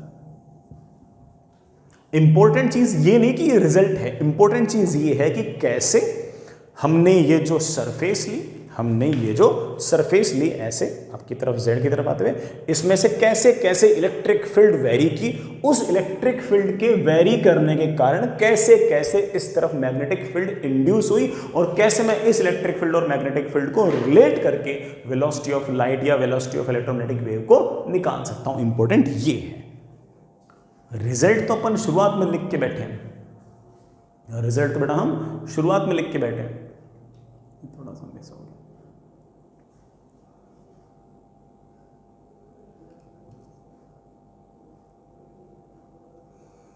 Result तो बच्चों अपन बिल्कुल शुरुआत में निकाल के बैठे हैं, निकाल के तो क्या मतलब लिख के बैठे हैं, निकाला तो अपन ने आता है, लेकिन डेरिवेशन किसी भी सामान्य बच्चे के लिए नहीं है बेटा। ऑफ कोर्स अच्छी खासी मैथमेटिक्स है और अच्छे खासे मैक्सवेल्स लॉज हैं, मैक्सवेल के जो चारों लॉ हैं वो हैं, लेकिन मुझे लगा कि यार लॉ तो लिखाई दिए हैं तो डेरिवेशन कराने में कौन सी दिक्कत है, मैंने करा दी।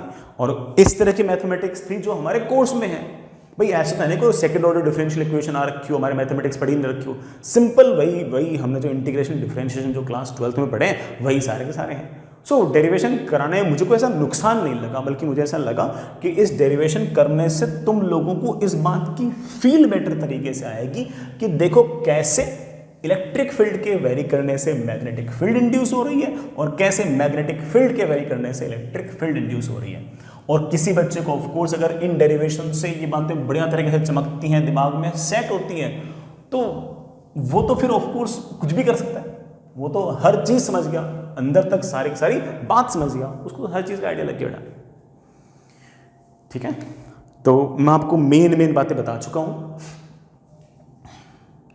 पहली बात बता चुका हूं कि E naught is equals to B naught C, E is equals to B into C, और वेक्टर फॉर्म की अगर बात करूं तो E इज इक्वल्स टू बेटा बी क्रॉस सी, या फिर E naught is equals to B naught cross C. और हम स्पीड ऑफ लाइट वैक्यूम में अगर देखें तो 1 upon under root of mu naught epsilon naught, किसी और मीडियम में देखें तो 1 अपॉन अंडर रूट ऑफ उस मीडियम का म्यू, उस मीडियम का एप्सिलॉन। और अगर रिफ्रैक्टिव इंडेक्स की अगर बात करें, बेटा इस पर जेईई मेन में सवाल भी पूछ रखा है, that is epsilon r mu r. अच्छे आसान से फॉर्मूले से हमारा काम बन जाएगा। एक सवाल बेटा, एक ईएम वेव है, उस ईएम वेव की जो वेवलेंथ है वो बेटा आपके पास 5 मिलीमीटर है, इलेक्ट्रिक फील्ड वाई एक्सिस में है और उसका जो एम्पलीट्यूड है वो 30 वोल्ट पर मीटर है। ये बेटा आपका एम्पलीट्यूड है, ठीक है बच्चों।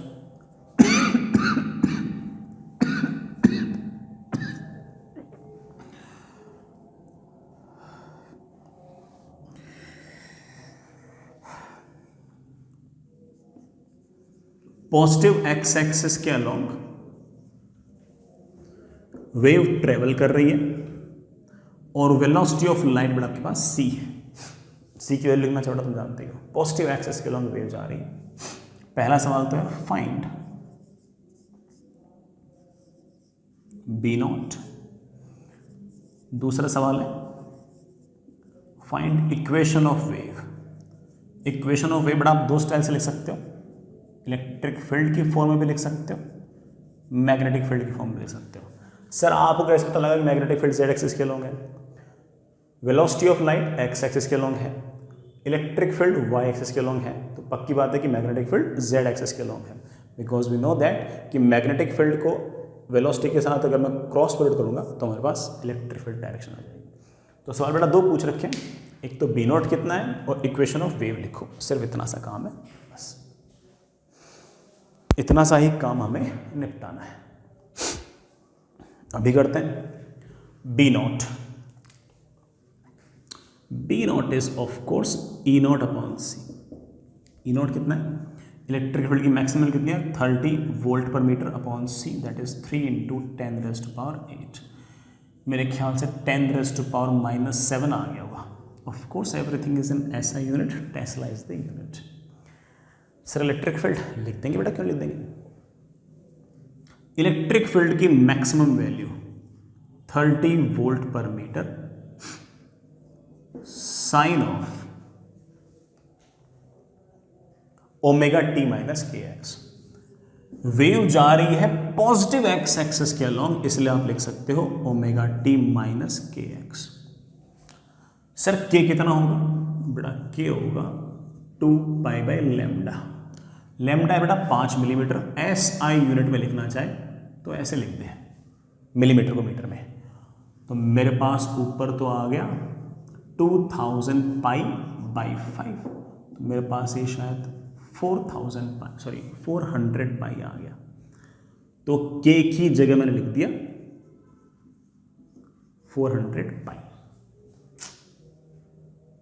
सर ओमेगा कैसे आएगा?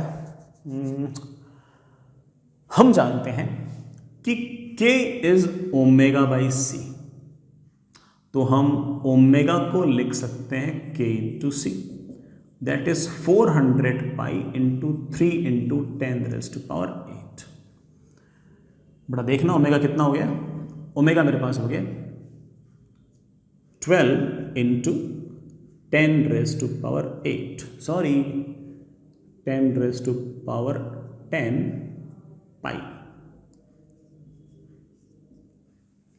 ओ बेटा यहां पर x भी था।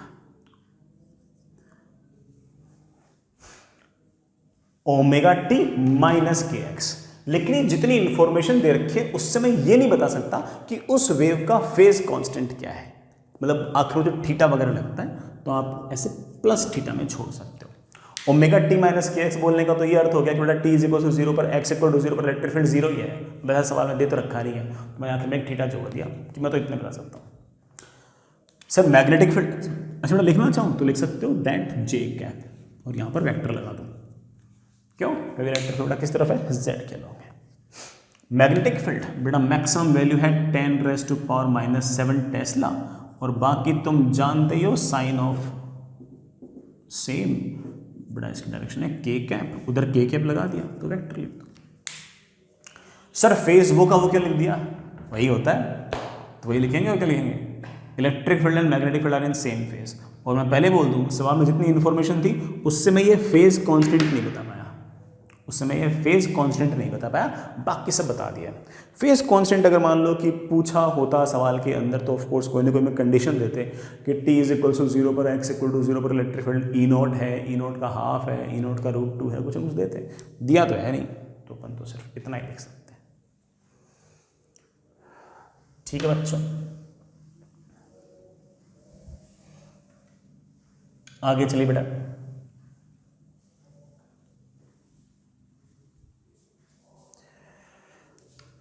नेक्स्ट, कोई इलेक्ट्रोमैग्नेटिक वेव है और उसकी इक्वेशन सवाल के अंदर दी हुई है, उसकी बेटा इक्वेशन सवाल के अंदर दी हुई है and it is given like this.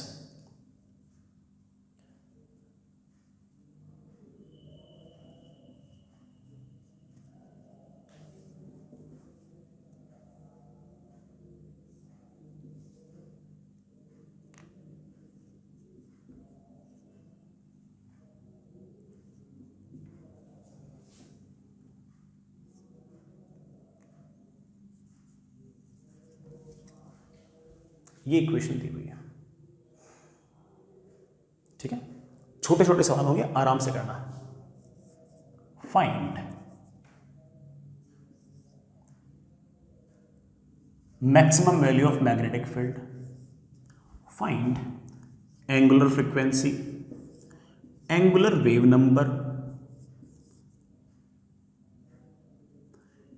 Speed of wave and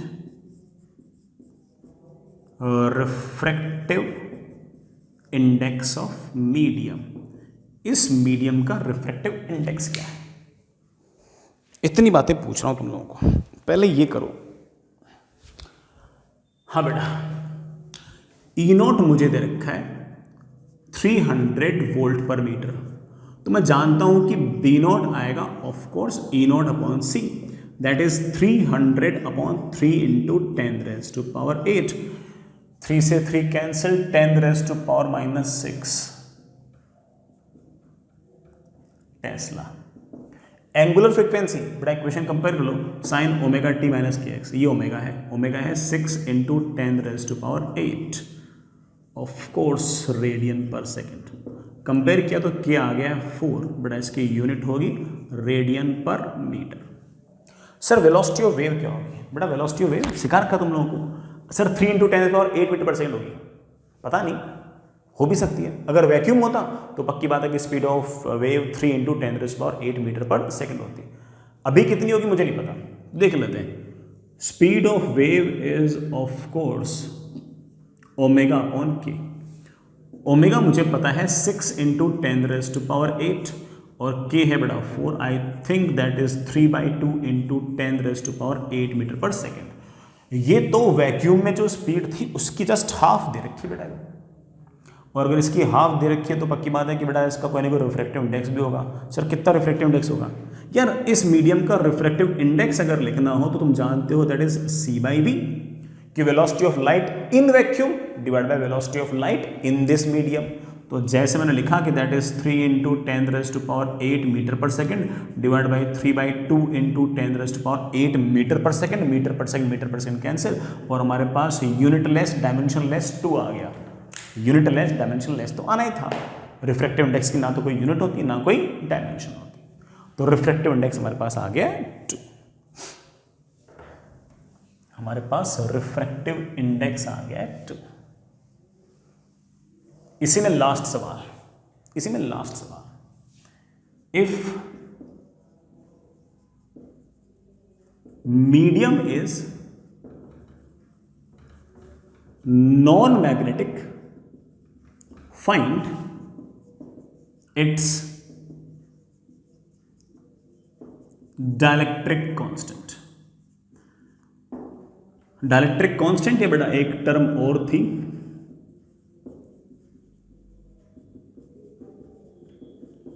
permittivity.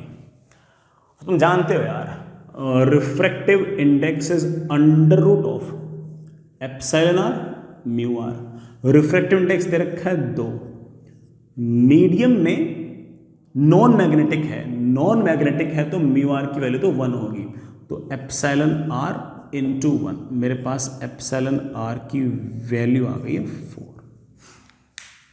मेरे पास एप्सिलॉन आर वैल्यू, अरे ये एप्सिलॉन और आर बेटा तुम चाहे रिलेटिव परमिटिविटी शब्द यूज कर लो चाहे डाइलेक्ट्रिक कांस्टेंट शब्द यूज कर लो, एक ही बात है। तो एप्सिलॉन आर की वैल्यू आ गई 4। ठीक है ना, आसान सा काम बेटा, कोई बहुत टफ टास्क तो ये है नहीं, सिंपल सी टास्क थी। आई होप बेटा इस बात को तुम समझ ही गए हो।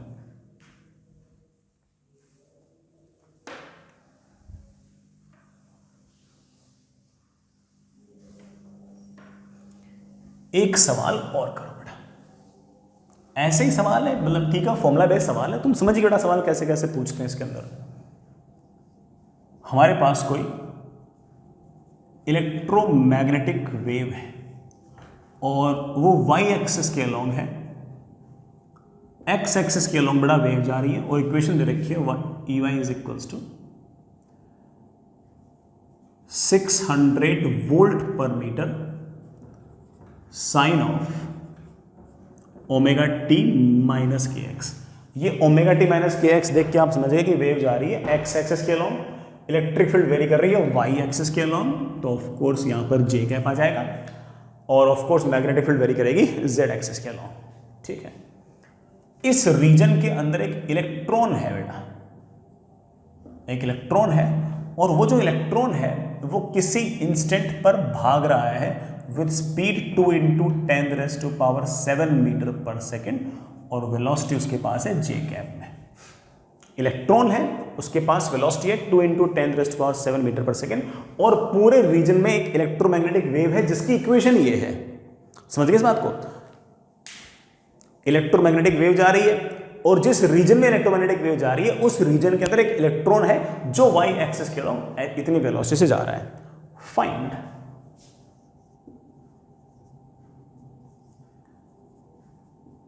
Maximum electric force on electron. पहले तो ये निकाल लेते हैं, ये इलेक्ट्रॉन है, इलेक्ट्रिक फील्ड है वाई एक्सिस के अलोंग, तो ऑफ कोर्स इस पर फोर्स लगेगा। इलेक्ट्रिक फील्ड जब ऊपर की तरफ होगी तो ऑफ कोर्स इस पर फोर्स नीचे लगेगा। इलेक्ट्रिक फील्ड जब नीचे होगी तो इस पर फोर्स ऊपर लगेगा, और उस इलेक्ट्रिक फील्ड, इस इलेक्ट्रिक फोर्स की वैल्यू होगी ऑफ कोर्स इसका charge multiplied by electric field. Electric field time के साथ वेरी करेगी तो ऑब्वियस बात है कि ये मैग्नेटिक, ये इलेक्ट्रिक फोर्स भी तो टाइम के साथ वेरी करेगा। मुझसे पूछा गया कि इस इलेक्ट्रिक फोर्स की मैक्सिमम वैल्यू क्या होगी। इस इलेक्ट्रिक फोर्स की मैक्सिमम वैल्यू तब होगी जब इलेक्ट्रिक फील्ड की वैल्यू मैक्सिमम। आ गया अपना आंसर यार। ई की वैल्यू 1.6 × 10⁻⁻19 और ई नोट की वैल्यू बेटा मेरे पास है 600। ये आंसर बेटा, और क्या कहूँ। और ये फोर्स बढ़िया। Second question, what is maximum magnetic force on electron. Electron पर मैक्सिमम मैग्नेटिक फोर्स कितना है। अब उसके लिए पहले मैग्नेटिक फील्ड तो बताओ। तो आप बोलोगे कि सर मैग्नेटिक फील्ड जो है उसकी मैक्सिमम वैल्यू होगी ई नोट बाई सी, तो उसकी वैल्यू आ जाएगी 600/3 × 10⁸ टेस्ला, और होगी किस तरफ। अभी ऑब्वियस बात है कि इलेक्ट्रिक फील्ड इलेक्ट्रोमैग्नेटिक वेव जा रही है एक्स के लॉन्ग, इलेक्ट्रिक फील्ड है वाई के लॉन्ग, तो ये है जेड के लॉन्ग, तो ये समथिंग बड़ा के कैप टाइप्स होगी। ठीक है, हालांकि के कैप में भी आएगी, माइनस के कैप में आएगी। ठीक है, और इसकी वैल्यू ऑफ कोर्स सिर्फ इतनी नहीं होगी, इतना times sign omega T minus के एक्स होगी। ये तो मैक्सिमम वैल्यू लिखी है मैंने। उस इलेक्ट्रॉन पर फोर्स कितना लगेगा। हम जानते हैं कि किसी चार्ज पार्टिकल पर मैग्नेटिक फोर्स जो होता है उसका फॉर्मूला होता है Q × V क्रॉस B। तो चार्ज तो है -E, वेलोसिटी है 2 × 10⁻⁷ J कैप का cross product with magnetic field. बेटा मैग्नेटिक फील्ड की मैक्सिमम वैल्यू कितनी है 600/3 × 10⁸ K cap. J cross K बेटा क्या होता है I कैप, तो बड़ा नेगेटिव साइन बेटा पहले से बाहर लगा हुआ है मेरे पास। अगर तुम सिर्फ और सिर्फ वैल्यू की अगर बात करोगे तो मेरे पास आंसर आ गया E V B नॉट। और रही बात डायरेक्शन की, J क्रॉस K होता है I कैप, तो बड़ा मेरे ख्याल से फोर्स लगेगा आई कैप या माइनस आई कैप के अलोंग, डिपेंडिंग ऑन कि मैग्नेटिक फील्ड बड़ा के कैप की तरफ है या माइनस के कैप की तरफ है। तो कुल मिलाकर इतना फोर्स है एक्स एक्सिस के अलोंग। बड़ा सिर्फ और सिर्फ वैल्यूज लिखनी है 1.6 into 10 raise to power minus 19, v की वैल्यू है 2 इंटू 10 रेज टू पावर 7 और मैग्नेटिक फील्ड बड़ा हम निकाल चुके हैं 600/3 इंटू 10 रेज टू पावर 8। ये हमारा फोर्स है, ये हमारा फोर्स।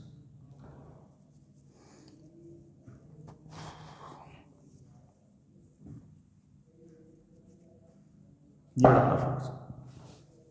आपने एक चीज नोटिस की हुई कि जो मैग्नेटिक फोर्स लगा है और जो इलेक्ट्रिक फोर्स लगा है, मैग्नेटिक फोर्स की मैक्सिमम वैल्यू आई है EV/B0 और इलेक्ट्रिक फोर्स की वैल्यू आई है E/E0। इस E0/B से E कैंसिल हो गया, इस E0/B0 को हम C लिख सकते हैं, मेरे पास ये V/C आएगा। तो मैग्नेटिक फोर्स जो है वो हल्का सा बड़ा, ठीक है, जो मैग्नेटिक फोर्स है वो इलेक्ट्रिक फोर्स से कम ही होगा। और किस रेशियो से कम होगा? Speed of charge particle divide by speed of electromagnetic wave in vacuum, इस रेशियो से। आसान आसान सिंपल सिंपल सवाल है, फॉर्मूला याद होना चाहिए, बाकी रिजल्ट्स तो ठीक है, याद हो ना हो कोई इतना बड़ा फर्क नहीं पड़ता। आई होप इट्स ओके, समझ में आया क्या होगा। डेरिवेशंस बड़ा ठीक है, मैंने तो आपकी फील के लिए कराई थी, you can skip. I would seriously suggest जिन बच्चों का ऐसा लगाओ कि सब पता नहीं क्या ही बता दिया, वो बड़ा छोड़ें, फॉर्मूला पर ध्यान दें। फॉर्मूला से सारे सवाल हो जाएंगे जेईई मेन के, कोई दिक्कत नहीं है। ठीक।